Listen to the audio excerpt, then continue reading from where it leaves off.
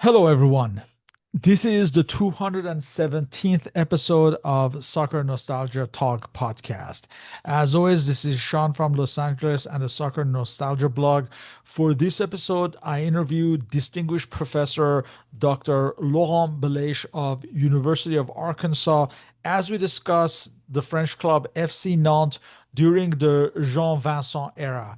This is from 1976 to 1982.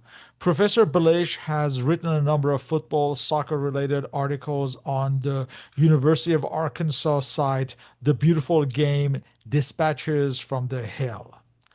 Welcome back, Laurent. Thank you very much. Thank you again to have me here. It's always a pleasure. Let's go back in time. What was the status of Nantes in the French football landscape as we come to the decade of the 1970s? So this is a very good question because the whole area, I will say from 1960 to 1976, is probably the worst period in French soccer history. The French team didn't qualify for a single European competition, a Euro.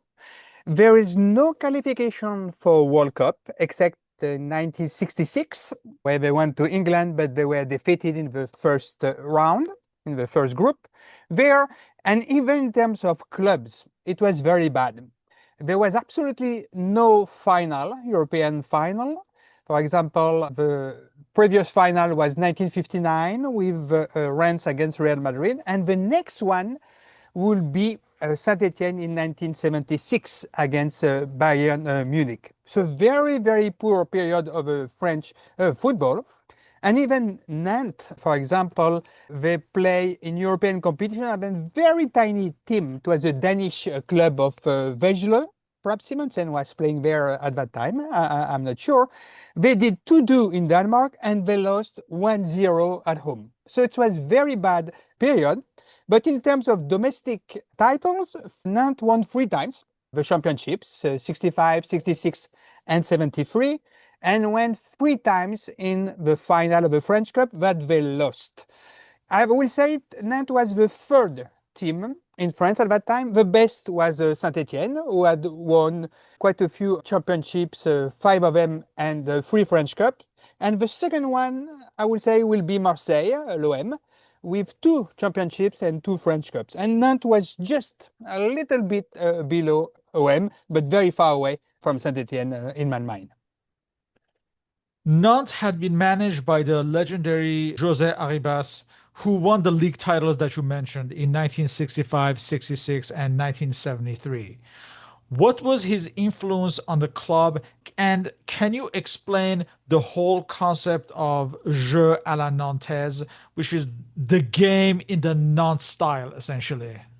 So José Arribas is extremely important for the Nantes history. When he took Nantes, it was in second division in 1960, and they never played in first division before that. The first 2 seasons, 11, 6 in the second division, and then they finished second in the 62-63 second division, and they were promoted for the first time ever in the French first division. They did well, they finished 8th, and then the season after, they were first time French champion. So it was quite amazing. José Arribas took second division. A couple of years later, they went to first division and became champion. It looks like Bill Shankly with Liverpool. That's what I was thinking, yeah, when Yeah, you said that, in yeah. second division and then champion. And also Brian Clough, we did that twice. Once with Derby County and the one with Nottingham Forest. They took both teams in second division and made them champion in England of the first division. So very, very important for the history. José Arribas is still considered like a kind of a god in Nantes. And Jean Nantes is very interesting style. It's basically the team is much, much more important than individualities. You have to play fast, you have to play smart, and really one touch, if it is possible. There And a lot attractive style, basically. attractive style, attacking Yeah. styles, and a lot of motions. For example, José Arribas and his hair, which will be Coco Suedo, say what is the most important is not the player who has the ball, it's the players in front that are moving. So there were a lot, for example, even in practice, they were doing very original trainings, like sometimes with no balls, or sometimes with a lot of goals. So for instance, they were supposed to score in one goal, and usually everybody said, stop, you have to score to the other goal. So the players have to think very, very quickly, and very collective, attractive style. What can you say about the non-president Louis Fontenot at the helm since 1969 and who would remain in place until 1986, as well as former player and technical director since 1970, Robert Budzinski? What was their influence in the growth of the team? Huge, huge. So Louis Fontenot was first a vice president in 1959, and with the president at that time, which was Charles Stéphan. They basically are the one who brought Arribas to Nantes. And the name, the adjective that comes very often to describe Louis Fontenot is a builder of Nantes. So when you first see him, he's kind of humble. But in fact, when you know him a little bit more, he's stubborn. He really wants the team to succeed.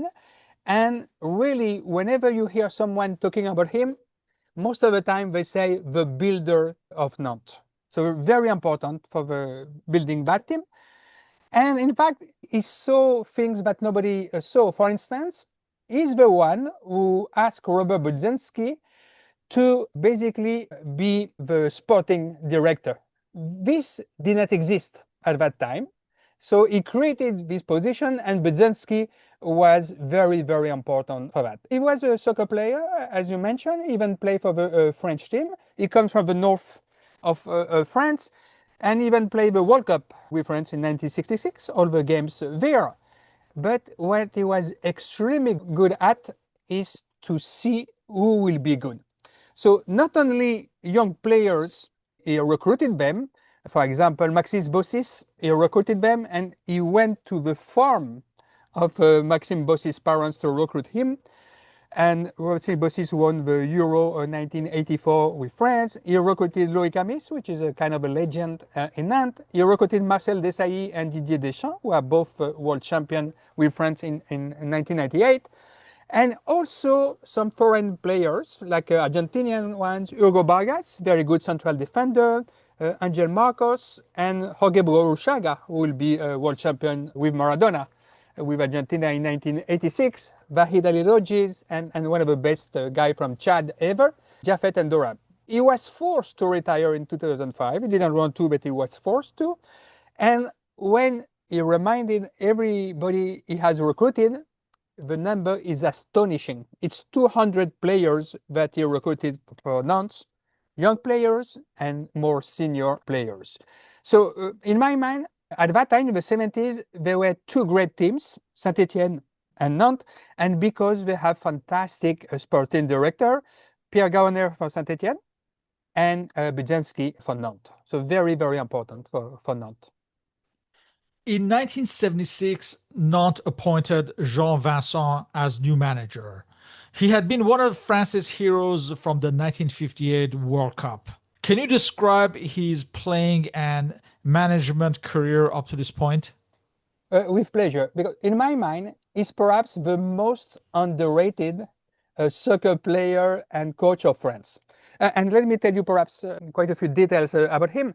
So he's born in 1930 in the north of France. There, he started to play for his hometown, which is La Brevière, a very small town. Then he went to a little bit bigger town, but still small town, which is US Ochel. And he was so good that he was selected for the U18 French team that became European champion in 1949 there. And in that team, there were Jean Vincent, but also other players, Jacques Foy, Antoine Bonifaci, and Francis Meano, but will play for the adult French team at one point. This is interesting because Jean Vincent, as I told you, I think is the most underrated soccer French player. And Francis Meano, when you read about him, people thought he's going to be one of the greatest ever, but he died at 21 years old in a car accident there. And so they became for the first time ever, France, European champion under 18, and one had to wait until 1983 to see France becoming under 18 European champion again with Stéphane Paille. When he was 19, he was recruited by a big team at that time, which is Lille, there, and that has won a couple of French titles and cups.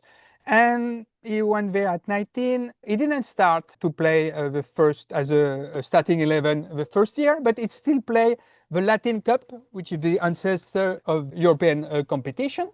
And they lost in final against Milan with a famous Grenoli attack, Gren, Nodal, and Lildom.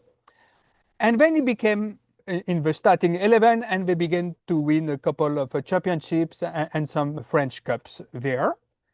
He was injured in 1956, and at that time, unfortunately, Lille went to second division. It was demoted. It was very surprising because they just won the French Cup the year before.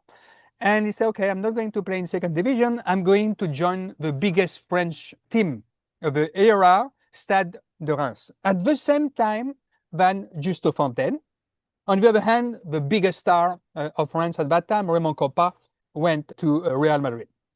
So with Reims, Jean Vincent won really titles, French cups there. And they also went to the final of a European competition against Real Madrid of Copa. And in fact, Jean Vincent injured Raymond Copa during that final, but Real Madrid won 2-0 in 1959. And after that, Copa went back to Reims and they played with Jean Vincent. And Jean Vincent stopped playing, I think Copa and Vincent played together from 1959 to 1964. And Jean Vincent retired. And what's interesting is Stade de Reims went to second division when he retired. At the same time, he was so good that he was called for the French team. The first time was in December 1953 against Luxembourg. They won 8-0 and he scored 2 goals. During that game, there were 2 newcomers. Just Fontaine, one a hero of French now, for his first game scored 3 goals. And Jacques Foy, that played with Vincent in the under-18 1949 European champion of French team. And Jean Vincent played in the 1954 World Cup. He scored a goal, but they didn't do so well. On the other hand, he was a big part of the 1958 French national team who went for the first time ever to the semi-final of a World Cup. It was against the Brazil, fantastic Brazil of Nilton Santos, Didi, Zagallo, Pelé, Garrincha, and Vava. And if you remember, it was 1-1, and Robert Jonquet, which was the central defender, got injured. And Robert Jonquet was also from Reims, and at that time, you cannot have any sub. So Robert Jonquet stayed on the field, but he was really injured, very badly injured. And Brazil won 5-2 there, so they didn't qualify to the final, but they qualified to play the third place game. And what was interesting is the coach was Albert Batter, who is also the coach from Reims at that time. And this Albert Batter liked very much also attacking style. So sometimes he put an incredible line of forwards. So Fontaine, Copa, Piantoni, Vineschi, and Jean Vincent. And it's thanks to these 5 guys and also to Robert Jonquet in defense that France went very far. And in fact, this was the forward line that they put against Germany for the third place game, except that Piantoni was replaced by Ivan Douis. France won 6-3 with 4 goals from Fontaine, who became the top scorer of any World Cup. What is interesting to know is that before this World Cup, for example, if you look at 1956, 1957, the best forward was probably Tadeusz Szydłowski. But Tadeusz Szydłowski was injured. So he didn't go to the 1958 World Cup. And so for the starting forward position, center forward, Albert Batter had 2 choices, René Bliard or Just Fontaine. There. What is funny is Albert Batter went to talk to René Bliard and said, you will be the starting 9. And he went to talk to Just Fontaine and said, you will be the starting 9. So nobody knew who was going to be a starting 9. And just before going to Sweden, or even perhaps in Sweden, René Bliard became injured. So Just Fontaine was the starting 11 and is when he scored 13 goals in one single World Cup. After this World Cup, Jean Vincent continued to play for France, and in fact, he was the captain of the French team in the 1960 Euro, organized in France. They were eliminated in semi-final against Yugoslavia, 5-4. Well, they should have qualified to the final, and they also lost the third place game. He continued to play for the French team until 1961, and what is quite amazing is he played 46 times for France, and he scored 22 goals. So the ratio is 0.48, which is one of the best ratio. I would say 10, the 10th ratio of all time, and also is the top 15 of the top French striker for the national team. After he retired, what did he do? He began to coach, but not for a great team. He went to Switzerland for Chaux de Fonds for 3 years, and it was not so great. It was perhaps like 10, 12, 9, and in the Switch championship, for which there were only 14 teams. He went back to France for 1 year in Bastia, not so great either. They just missed the relegation to second division by a single point. But then he went to Brittany, to Lorient in second division, and he did very well there. They finished in the top 3 for 2 seasons, and not too far away from Lorient, there is Nantes. There, perhaps 200 kilometers away, there, and Nantes then called him to become the coach there. But not so great experience as a successive coach before, but a great player. Was he regarded as a man from the outside as he had not played for the club before? And were there doubts about him and resistance about him as a result? Absolutely. This is a great question. In fact, so it was José Arribas, and José Arribas caught everyone by surprise, say, I don't want to be the coach anymore. So Nantes was really surprised. What are we going to do? And the first thing they thought to do is to offer the job to Branko Zebek, who was a coach in Germany at that time, and he was also coaching Bayern before Brunswick there. But he turned it down. People thought that they are going to offer the position to Jean-Claude Suedo, nicknamed Coco Suedo, because he's really the heir of Arriba. The jeu à la Nantaise is also really advocated by Coco Suedo. But some people think that he didn't get the job for one of the other reason. One reason is that he's too young, he's not ready for the first team of Nantes. The second reason is he is doing so well with the youth is we still need him to keep an eye on the youth to then promote them to the first team. So Jean Vincent was not warmly welcome. He's not from Brittany. He's not from Nantes. He's an outsider. The symbol of the team at that time was Henri Michel. What can you say of his impact and influence, as well as the rest of the backbone of the squad that Vincent had at his disposal? So Henri Michel is, without any single doubt, the star of a team. He's the leader, he's the soul of a team, and he's the captain. I mean, if you ask who should be captain, 100% of people say it has to be Henri Michel. He was 21 years old when José Arribas came, so a very mature player. He was already playing for the French team since 1967 and often was the captain of the French team. He already won the championships with Nantes in 1973. Very strong character, very strong leader. In terms of backbone, if you start with a goalkeeper, it was Jean-Paul Bertrand, 24 years old at that time. He was already playing for the French national team. So in addition to Henri Michel, which at that time he was playing midfielder. After that he will go back to sweeper. But at that time it was Hugo Vargas in central defense from Argentina, very strong player, international from Argentina. Patrice Rio, 27 years old, would become French international in 76. And they have, for me, who I consider as the best left back of France of all time, which is Maxis Bossis. He was only 21 years old, but it was obvious we are talking about a fantastic player. So he was already in the starting 11 when Jean Vincent arrived.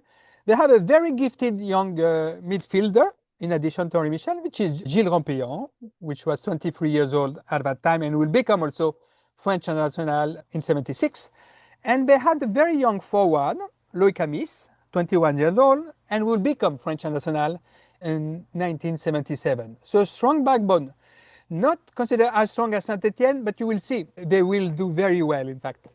And other names to mention, there's the late Omar Sahnoun, Thierry Tussaud, the Polish Robert Yes, Gadosha, Guy Lacombe, Yves Triantafylos, who also played at Saint-Etienne. absolutely, Yeah, absolutely. He was, I think, playing Saint-Etienne before and then went to Nantes. But in fact, Jean Vincent is the one that really put Tussaud and Sanoun playing more often there. right. Apart from the playing style, can you discuss the Nantes tradition and strength that would be a constant for decades, La Formation, which is the academy, the formation? Was it a necessity due to financial reasons that it became its most effective weapon? I'm not completely sure it was due to financial reason, but if you remember at that time, any French team, any European team could only have two foreigner players. It's not like now when sometimes one team put 11 foreign players on the field. So you need 9 French players out of 11, and the best way is to train them.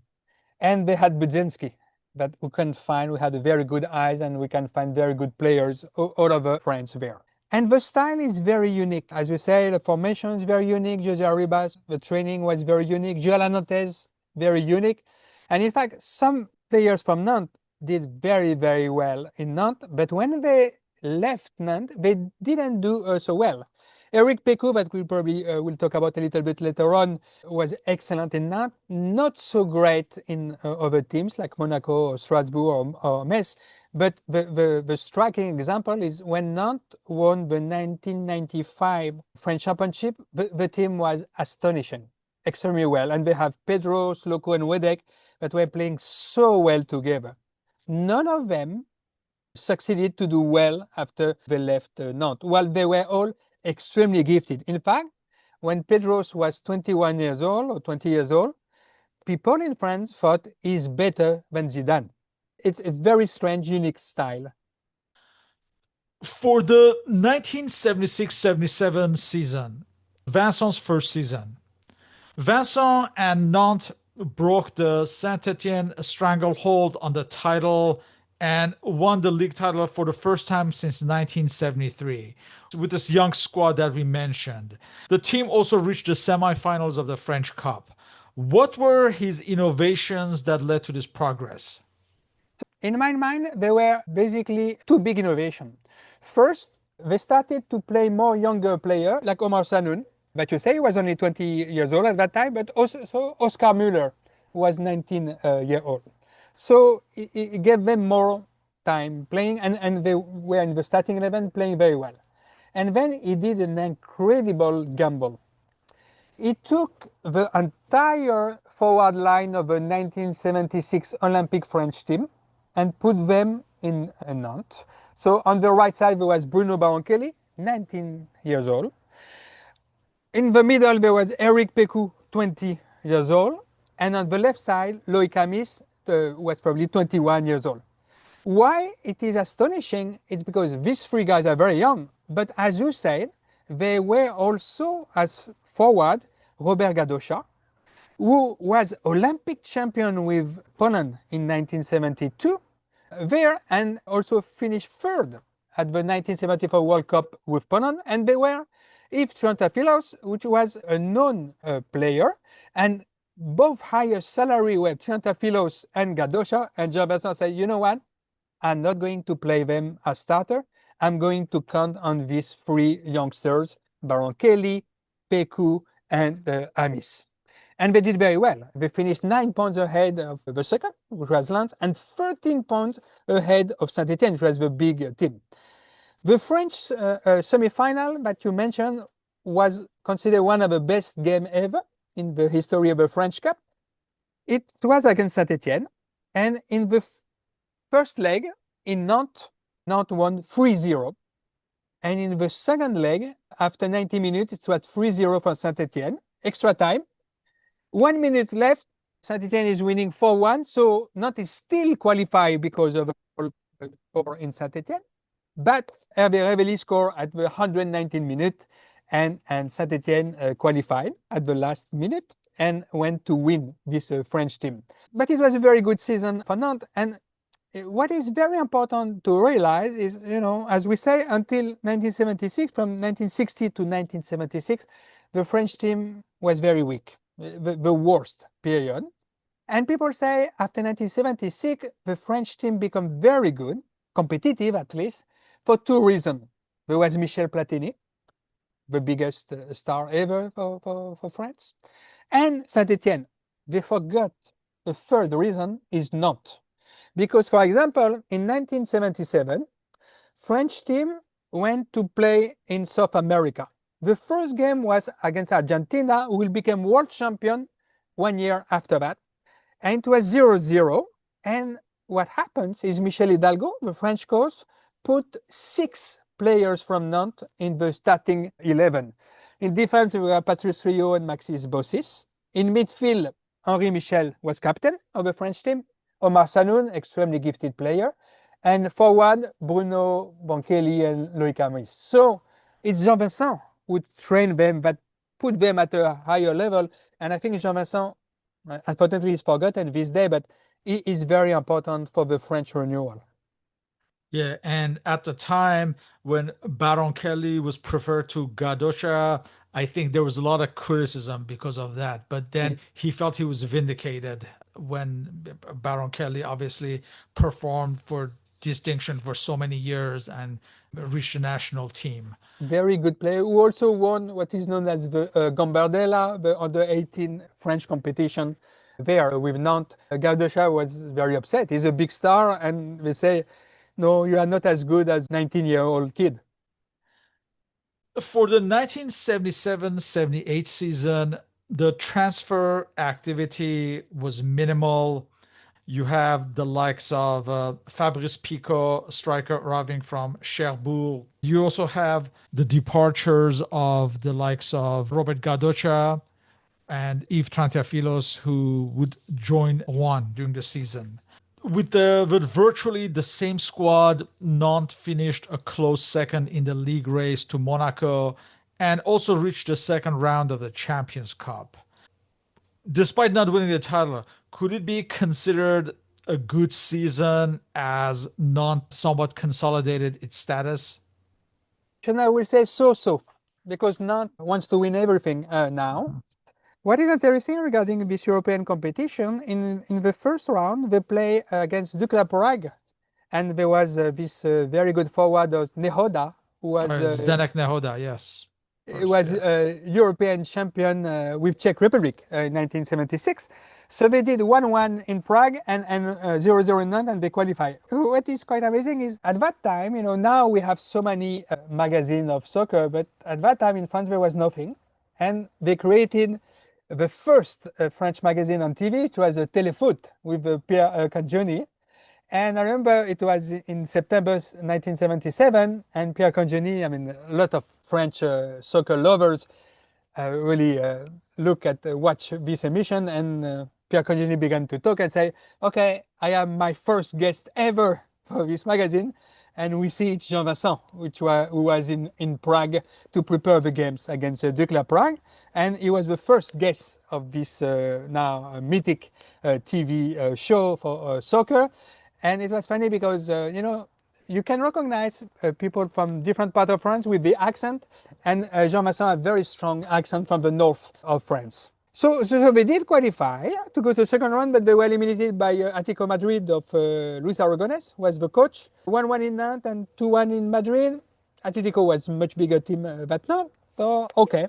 I will say they finished second in the first division, as you say, behind Monaco. It's kind of a disappointment because Monaco was just coming back from the second division and won the title straight ahead.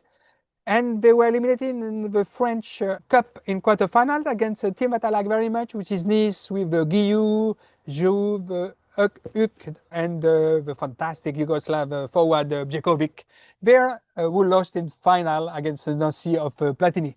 So in terms of non-standard, okay season, but not so great. But I want to emphasize again the impact that Jean Vincent and Nantes had on the French national team. Because during that season, in April 1978, Brazil came to France there. So it was such an important event. And Michel Delgo say, this is the Brazil. There is Rivellino, there is Zico, there is Dichu, and it was in Parc des Princes there. And he put 6 players of Nantes again against this incredible Brazil.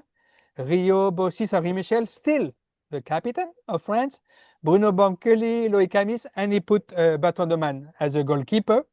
And France won 1-0 with a goal from Michel Platini.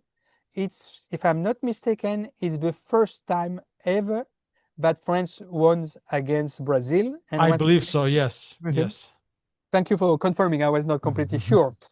And you see, Hidalgo was very good as the French coach, but once again, the impact of Vincent and Nantes on the French team is instrumental, is really important.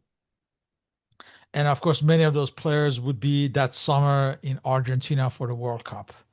For the 1978-79 season, Nantes once again finished a close second in the league, this time to Gilbert Gressy's Strasbourg side, and were eliminated in the first round of the UEFA Cup by Benfica. But Nantes did finally win the French Cup. This was astonishingly their first one ever, when they defeated a second division Auxerre at the time, the Auxerre of Giroud. Just how elusive was the quest for the French Cup for Nantes' history at this point? In my mind, it was very important because before that, they already lost 3 times this final of the French Cup.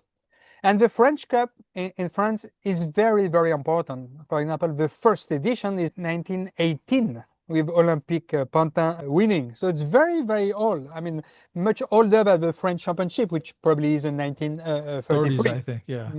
So it's like in England, the cup is important. It's not like in Italy or Spain, but it's much less important. In France, it is very important. Nantes didn't win it. So until you win it, you cannot be considered as a top team, in my mind. And they won it for the first times against Auxerre, as you said, it was second division. And in semi-final, Auxerre eliminated the French champion, which was Strasbourg. And 4-1 after extra time, it was 1-1 and then 4-1. What is very interesting also is the strikers during that final. Oscar Müller scored 1 goal there. What is amazing is his father, Ramon Müller, was playing for Nantes and lost the French final in 1966 against Strasbourg. And then the other striker is Eric Pécou, who scored 3 goals in the final. First time ever that a French player or any player score 3 goals in the French final. You will have to wait until 1989 for Jean-Pierre Papin Yes. to score. And Jean-Pierre Papin always said, I did better than Pécou because I scored in 90 minutes with 3 goals and he scored in 180 minutes. I have an interesting anecdote about this French final. I was in the hospital because of wisdom teeth, and I was sharing a room with someone who didn't like soccer. So it was a kind of competition between him and I to switch channel in order that I can see the final there. And just to mention, that's the Auxerre of Giroud, who soon be promoted to the first division, and of course, what impact they would have on French football history. Absolutely. And in this French final in 1979, so there was a captain Auxerre, his Maisonnès was a good player. Oh yeah, He died. Serge Maisonnès, yeah. He died of a heart attack, I think. But if you look also, there was a goalie called Cesar, a Polish goalie, who is the first goalie of Auxerre who was very good. After that, they had a tradition to have very good goalie like Joël Bat, Martini, Charbonnier, and perhaps someone is not well known, but there was a forward, a Polish forward, and his name is Joseph Klose. He's the dad of a German player of Klose. Miroslav Klose, yeah. Yeah, so there were quite some personalities during that final. And we should also mention that season, Nantes recruited the Argentine striker Victor Trocero from Mhm. Union Santa Fe. There were rumors in the summer of 1979 that Henri Michel had vetoed the signing of Michel Platini, who eventually joined Saint Etienne. Has there been any confirmation since then? So we knew in France that Platini will end his contract with Nancy in 1979. He's without any doubt one of the best players of the world already. He's only 24, but he's already instrumental player. Italy, because his dad is from Italy, there, Italian teams wanted him, but they could not hire any foreigners because of a disaster in In fact, 1966. he had a pre contract with Inter. Exactly. Yeah. And they could not hire him because they were defeated in 1960 by North Korea. And because of that, they decided to close the border to foreign players until 1980. So 1 year after. So he had a pre-contact, but they could not sign him. So then people say, okay, he's going perhaps to stay in France. And who can he play with? There were two teams, Saint-Etienne or Nantes. So Nantes, there was very strong possibility to play in Nantes, especially because there was someone named Jean-Luc Lagardère, who was the CEO of Matra, who later on created the Matra Racing. There, he also was involved in sport, like racing cars, especially. And he was also about a radio station called Europe 1, Europe 1. And Europe 1 was the sponsor of Nantes. And it was his dream to make Platini play for Nantes there. He also had a factory in Nantes, and there was a journalist from Europe 1, very famous one in France, Eugène Sacomano, a Oh, yes. fantastic soccer, So many books on football he has written. uh, Yeah. passionate about soccer. Is a very good friend of Platini. So Jean-Luc Raders told Sacomano, please try to convince Platini to play for Nantes. Now in Nantes, this is what you mentioned. Do they want him or not? There were people who wanted him. Who wanted him is Budzinski. Because Budzinski say, we are good in France, we are not so good in Europe. With Platini, we will be good in European competition. The one who didn't want him, for instance, and what I forgot to say is that Budzinski say, I want to hire Platini and I will give him the same salary than the star Henri Michel. So Henri Michel, what did he think? In fact, Henri Michel didn't care too much about the prestige. He didn't care too much about the salary, but he said, I don't want Platini because we already have a very good playmaker, and this playmaker is Gilles Rampillon, who has played with us for some time. And other people, like Fontenot, probably didn't want business like Jean-Luc Lagardère to interfere with sport. So it was not very clear. And in fact, AFP, Agence France Presse, say Platini has signed for Nantes. They announced it. And in fact, there was a game. It was Nantes against Nancy in 79. And Budzinski went to see Platini. And who does he see in the hotel? He see Pierre Garonner, the scout of Saint-Etienne. And 2 weeks later, it's announced Platini has signed for Saint-Etienne for 3 years. So the dream of Lagardère was over, and Platini did pretty well with Saint-Etienne, but Nantes has missed an incredible opportunity. Perhaps they would have won a European competition because they had fantastic players, and with Platini, it will have be another level. For the 1979-80 season, we have the arrival of Argentine defender Enzo Trocero from Independiente. You also have youngsters like William Ayash and Jose Touré moving up to the first team. But you have the Argentine defender Angel Vargas joining Mets. Reinald Denuex, who would become the manager later on, he also retired. Also, Guy Lacombe joined Lens and Omar Sahnoun joined Bordeaux. But unfortunately, Omar Sarno, he would have a heart attack. I think it was even during training, if I'm not Mhm, mhm, mistaken, mhm. and would unfortunately pass away at a young age. Now, as far as this season, 1979-80, Vincent and Nantes regained the league title and were successful in Europe as they reached the semi-finals of the Cup Winners' Cup before being eliminated to Mario Kempes's Valencia. I think also this might be the season when Henri Michel is converted into the libero, if I'm not mistaken. So, how different was this 1980 league title Annie squad compared to the 1977 title? So for the first time ever, as you said, Nantes did very well in European competition, which has the Cup Winners' Cup. For instance, Eric Pekou he scored 3 goals against Cliftonville, Irish Cup in the first round. In fact, he was so happy with that he named his dog Cliftonville, of his hat trick. And then you say it's the semi-final there, and the first round is in Nantes there. Nantes plays very good game. They win 2-1. They should have won much more. It's like Marseille against Benfica in 1990 when they also won 2-1 where Francescoli was unbelievable. They should have won more. But 2-1 they have to play in Spain. There is Campes, the goleador of the 1978 World Cup. There is Rainer Bonhoff from Germany. It's a strong team. And the coach is probably Di Stefano there. They arrive 1 day before the return leg, and what they learn is what you said. Omar Sanoun has died there. Just the day before playing the game, non-team is devastated.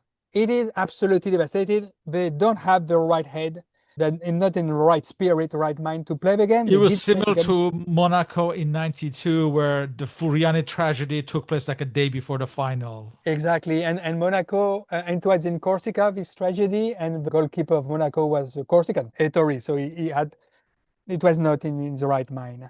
So they lost 4-0. They didn't play good, but you can see they were not ready, and Campes was on top of his game.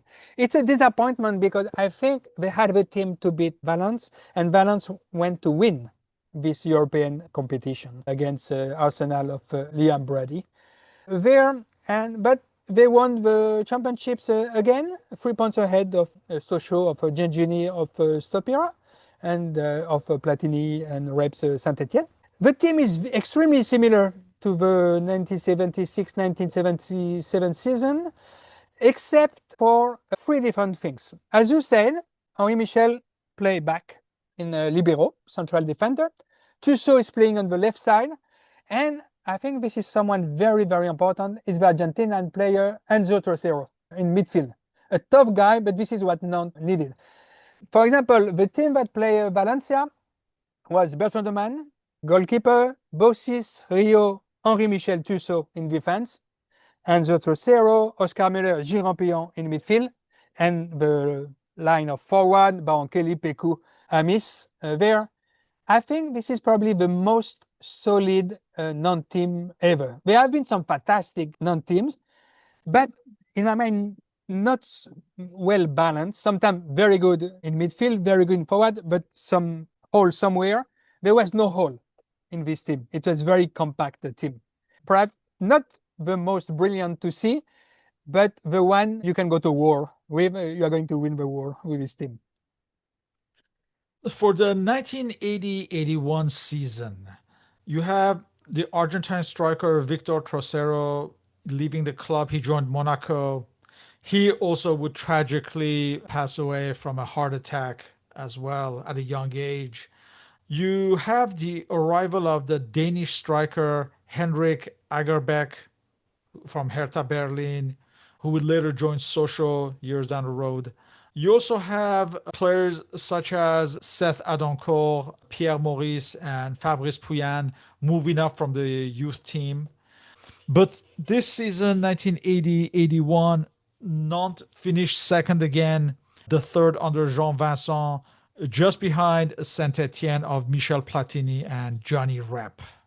So what was the consensus about Jean Vincent at this point? As he's always finishing near the top, but also Mhm. not always winning the title. Yes. So championships, 2 points behind Saint Etienne.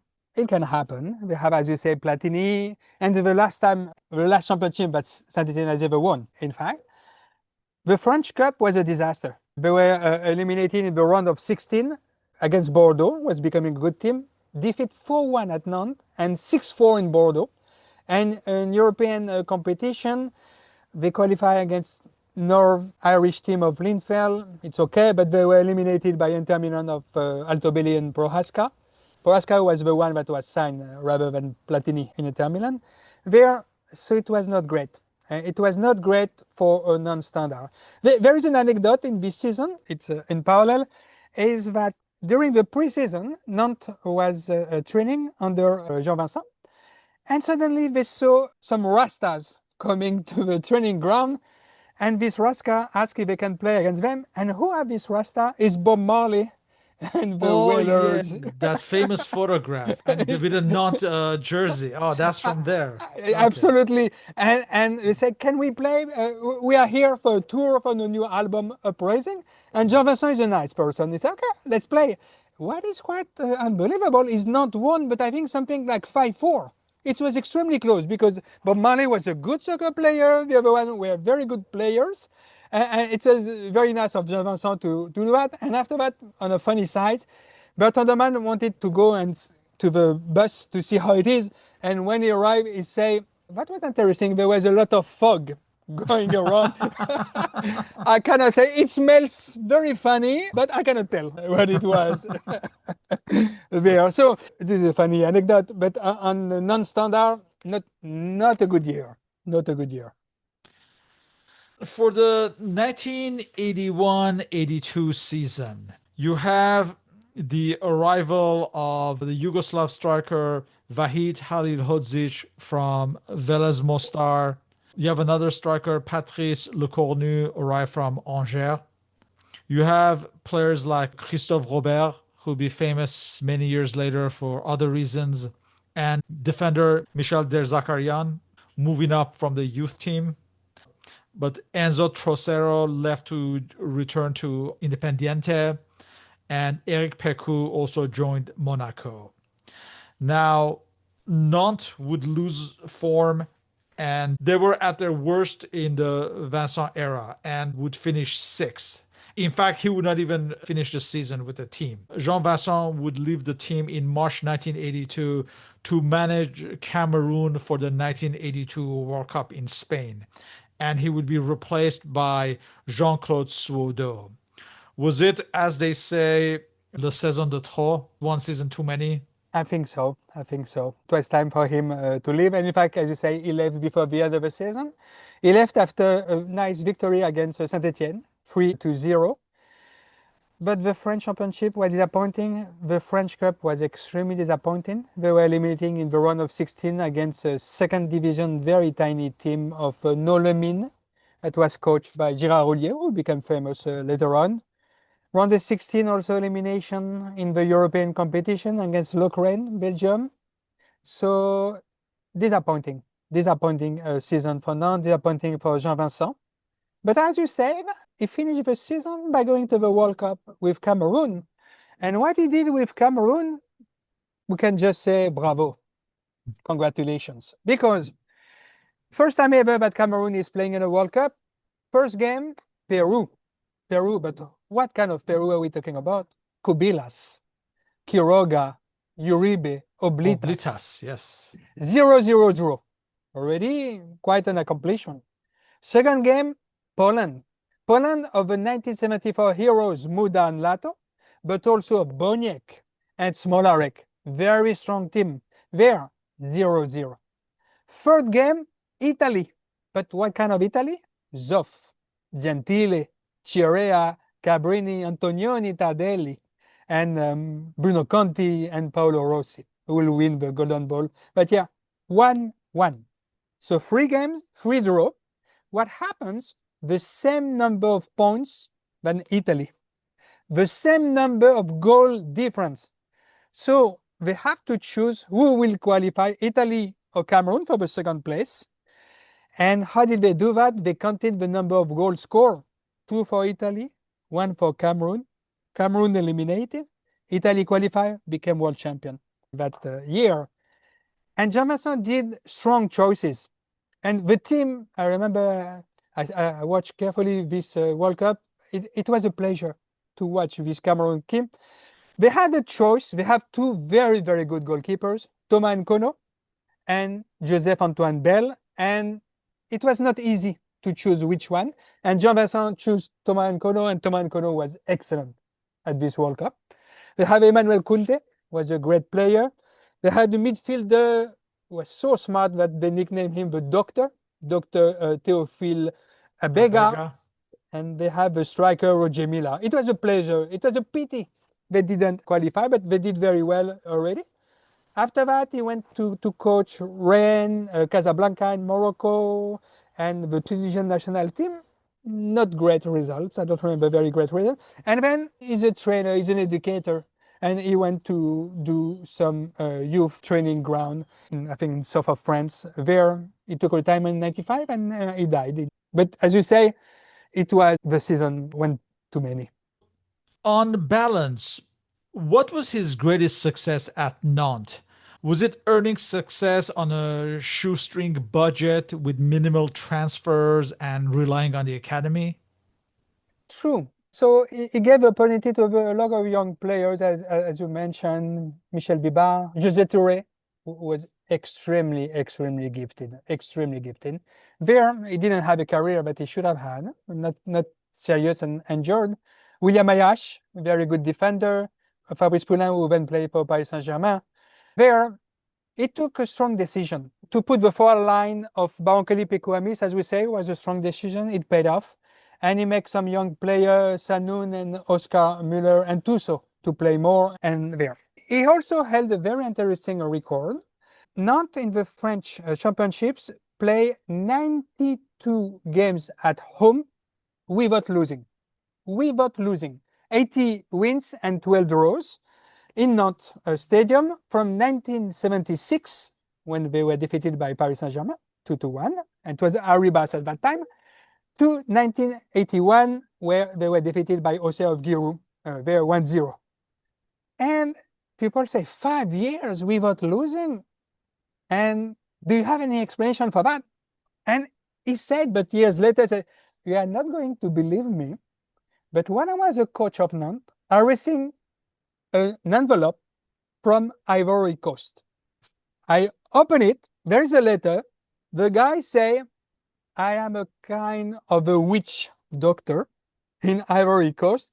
You have some small, some sand here from Ivory Coast. Put it in front of a goal in the Nantes Stadium. You will not lose. He did it. Say, what do I have to lose? He did it 5 years without losing. And some people say, yeah, but you did lose at the end. Say, you are not going to believe me either.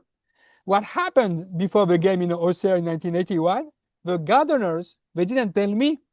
They basically cut the grass and remove the sand before the game. We lost the game. So some people say, okay, why don't you contact the witch doctor of Ivory Coast again? And say, I don't have any return address. So it was a funny anecdote, but he answered, I don't know if he believes him that himself, but it was true. So, what were his general tactics at Nantes, and were they at odds with the Jeu à la Nantaise? Yes. In fact, he was at odds at the beginning because his true mentor is not José Arribas. His true mentor is Albert Batteux. Albert Batteux of France and the French national team. It's Batteux that told Jean Vincent, you know, you look like a smart player. You can be a good coach. You have a good eyes there. So he likes attacking play like Batteux, but he also thinks you need a leader there. France and Rennes has Copa, Fontaine, Piantoni, Vincent by himself, Jonquet, very important in the defense. This is completely against non-philosophy where it's the team first before the players. And he said, you know, when he arrived, what am I going to do? Because this is not my style. He said, let me first look. And he watched the non-training and say, oh, this team, they play very well together. I cannot change. So I'm going to adopt the Nantes mentality, but I'm going to do some touch here and there, like putting the young guys. Enzo Trocero was very important for him in 1980.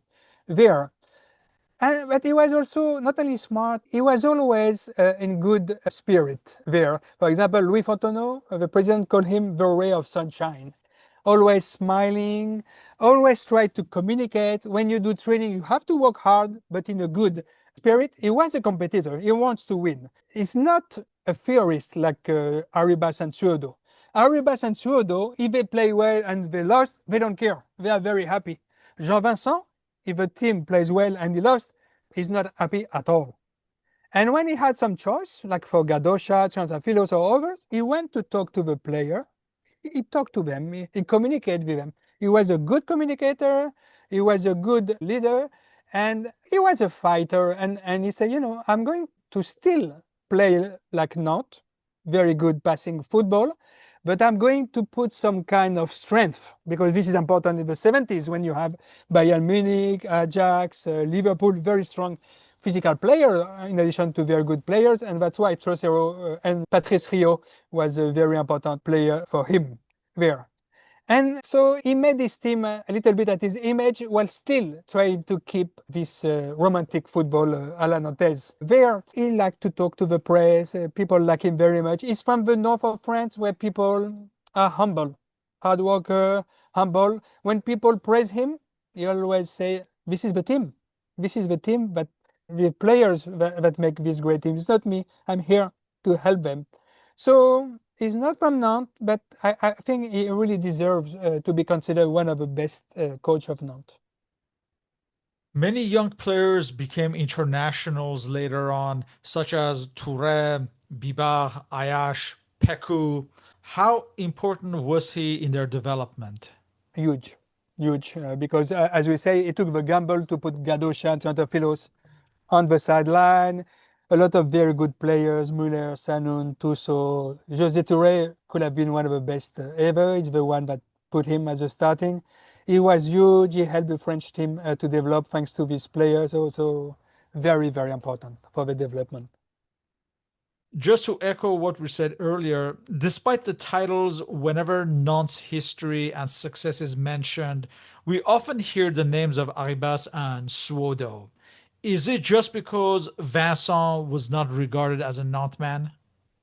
True. And it's also because Suodo is the heir of Arribas. Arribas told him himself, I have a successor, and his name is Coco Suedo. It's not anybody else. There, they both spent a lot of times in Nantes. Suedo was in charge of a youth guy. He was a player for Nantes before. José Vincent has a more pragmatic style. He's coming from outside. So he was, in my mind, he was never accepted in the Nantes family.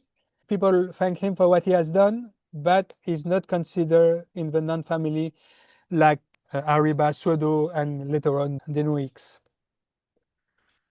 We have often heard about Saint Etienne's success was based on the triumvirate of Roger Rocher, the president, Robert Herban, the manager, and Pierre Garonner, the technical director, working in tandem. I imagine this system was not in place with Vincent working with Budzinski and Louis Fontenot. That's true. You're absolutely right. You can do an analogy between Roger Rocher, the president of Saint-Etienne, and Louis Fontenot as a great president. Great, great president, but put the team on top of the games. You can put an analogy between Pierre Garonner and Robert Budzinski as extraordinary sporting directors. They could find players all over France, young guys or more senior guys, and they help the team to develop. But there is absolutely no possible comparison between Robert Urban and Jean Vincent. Because Jean Vincent, as we said, was not a Nantes man, was not considered as a Nantes man. Robert Urban is a Saint-Etienne man, because if you look at the palmarès of the titles of Robert Urban, as a player, he has won 5 French titles, 3 French Cups. As a coach, 4 French titles, 3 French Cups. So what is that? 8 plus 4, 12, and 15 titles for Saint-Etienne as player and coach. And in whole history, Saint-Étienne won 16. So there is only one title where Oberman was neither the player nor the coach. It was in 57. It just arrived after that title. So he is the Saint-Étienne man. Jean Vincent is not the Nantes man, unfortunately. Is it fair to say that Vincent was unable to bring out the best of the foreign signings, particularly the likes of Agarbek and Halilhodzic, who exploded under Suodo? It's something that quite a few people say. I will agree at 50%, I will disagree at 50%. For the different reason. The name that you mentioned, Agarbek, is true. He didn't do so well in Nantes, but you have Bawankeli, you have Amis, you have Peku, you have Jose Torres and Fabrice Pico. It's a tough competition. Ali Lodzic is a great, great player, but his first time ever that he's leaving his Yugoslavia. So you need some time. And Peku has left, and Amis and Baronkeli, they are looking for the Peku player that they have been playing for years, since 1975 with them. So they needed time to play well with Ali Lodzic, and Toure was very gifted there. So it was not so easy. So for these guys, not good. Jonathan was not able to get the best out of them. But if you look at Anzo Trocero, he was very, very good. Very, very good with Nantes. And I think he's one that made Nantes very competitive at the European level.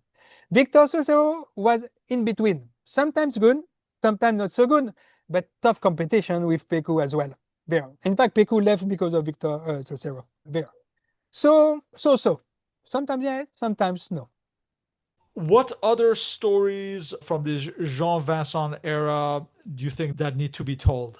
One story is this connection between Henri Michel and Michel Platini. Because as you said, Henri Michel didn't want Michel Platini to come to Nantes in 1979 because there was Gilles Rompillon. But in fact, these two characters, Henri Michel and Michel Platini, they had other connections over the years.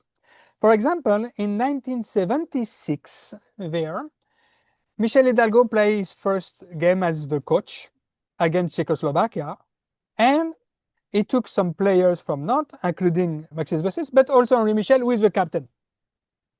And then it was the French score a goal, then there is an indirect free kick.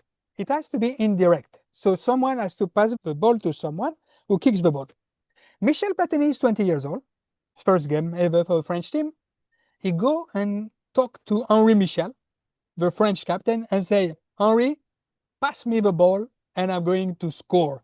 Can you imagine a 20-year-old telling to this big star? And Henri Michel said, wow, I'm surprised, but let me do it. He did it, and Platini scored. His first goal out of his 41, which was the French record, and first of his 11 free kicks, which is still the French record. And the goalkeeper was Ivo Victor from Czechoslovakia, who will become European champion and finish third at the Golden Ball in 1976.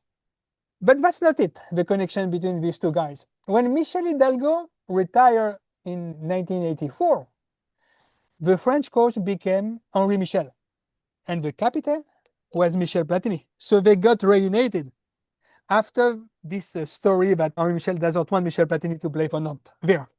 But the two of them did very well. They won what is known as the Artemio Franchi Cup, the European champions against the South American champion. It was Uruguay of Francis Colli, and they won 2-0 in 1985. And Platini scored 2 goals against Yugoslavia in November 1985 to qualify France to the World Cup. And in this World Cup, there were 2 fantastic games. Henri Michel as coach, Michel Platini as the captain and playmaker of France. One is against Italy. It was the world champions, European champions against world champion. France won 2-0 with 1 goal from Michel Platini. And Michel Platini has always said that this is the game that France played the best, tactically speaking, when he was playing from the beginning to the end. And then it was the game that Pelé, the King Pelé, say is the best game ever of soccer I've ever seen. France-Brazil, but Platini, it was 1-1. Platini scored another goal, and France qualified. And so there was still this Platini-Henri Michel connection, and that's not it. After that, in 1988, France, for some World Cup 1990 qualification, did a horrible game in Cyprus, 1-1, and Henri Michel was fired. And who do they nominate as the new French coach? Michel Platini. So there has always been some kind of relation between these two guys. I think they respected each other. I'm not sure they were the best friends, but they knew that these two were good players and good coaches. In closing, what is the legacy of the Jean Vincent era at Nantes and its impact on the greater football culture of France? Huge, huge, huge. I'm very happy you asked this question because once again, I think this is one of the most underrated French soccer player or French soccer coach. We can just summarize what he did. When he was young, under 18, he became European champion with France in 1949 for the first time ever. He was a player of the great Lille that won the 1952-1953 French Cups and the 1953-1944 championships. Even playing Real Madrid, where he got some French title, championships and cup, but also a final against Real Madrid. He was in the starting 11 of this fantastic French team that finished third at the 1958 World Cup. He's in the top 15 best scorers of French national teams with a ratio of goal per game of 0.5, close to 0.5. And he has won titles with non-championship, but also the first French Cup ever. And he has helped players becoming better, and these players help the French national teams to become very good. And he also managed to put Nantes in semi-final of a European competition. So in my mind, he's a really very important player, very important soccer. Also, he did very well with Cameroon for the first ever World Cup. And I believe it's because he did very well with his Cameroon teams that a lot of African teams after hire a French soccer. With that, I would like to thank you for your participation in this interview. All our respective contact information is listed on a blog and podcast uploads, including the links to Professor Bellaiche's football articles on the University of Arkansas site, The Beautiful Game, Dispatches from the Hill. So, Laurent, thank you once again and hope to continue these discussions on football history. With great, great pleasure. Thank you very much for doing that and having me. Thank you.